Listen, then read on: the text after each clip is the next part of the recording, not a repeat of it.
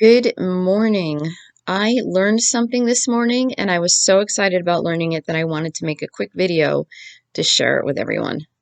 So I spend time watching videos of factories that make diamond art paintings.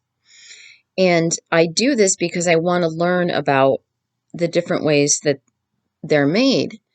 And one thing I learned a long time ago, the poured glue is actually done by hand.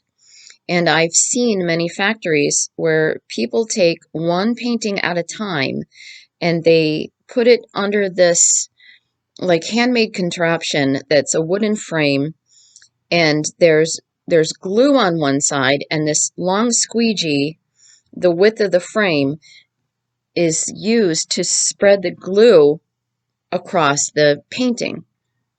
So like if this is the painting, oops, let me do this. If this is the painting, for example, and this is the squeegee, this is a poor example because it doesn't cover the whole thing, but the painting is put down and the glue is caught by the squeegee and it goes across the painting. And then the squeegee stays on this side and the guy takes the painting out, puts it on a rack to dry, puts another painting underneath, takes the squeegee, collects a little bit of glue that's on this side and goes across. And the glue is really, really thick. So it's not like it just, when you pour the Elmer's glue, it just spreads. That glue doesn't spread. It's got to be spread across like this, and it doesn't pool. It just kind of sits there. And so that's doing one diamond painting at a time. And then within the last week or so, I was watching a diamond painting creator do a unboxing, and I thought I remembered her name. I don't. I'm not picking on her anyway, but she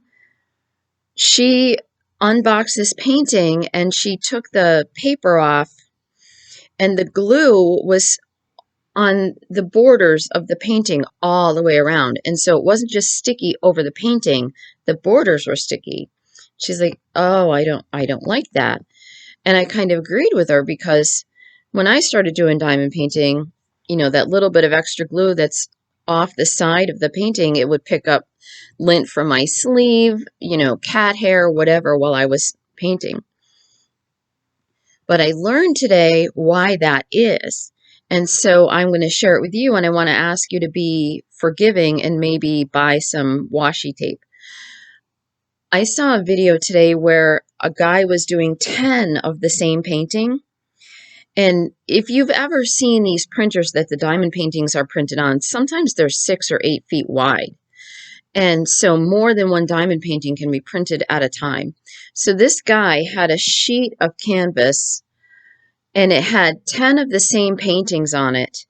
And he took a squeegee the width of this canvas, and he just went across all 10 paintings, and then he came back across all 10 paintings. So that's why you might get a painting with the glue on the borders of your painting. And then after the glue is dried, that same sheet of paper, whether it's one painting, same sheet of canvas, whether it's one painting or 10, there's a guy who lays down a roll of the plastic that goes over the top of the painting, and he just pushes that roll and it covers all 10 paintings. And then by hand with a pair of scissors, not a big cutter, those big paper cutters you have in school, or they take a pair of scissors that are very sharp and they just zip right through the border of each painting and separate it by hand.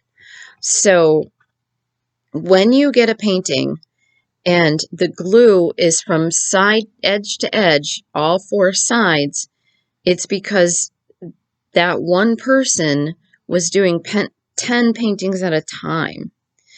And so it's not poor quality like you might perceive it, because all the paintings I've ever gotten, I've never gotten one from that factory or a factory that does that, because the paintings that I've had, the glue just goes to a little over the border of the printed canvas.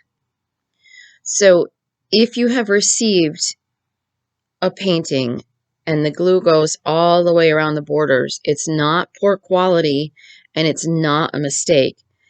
It's just easier for the factory to make it that way, and it's faster and they can get more done at once.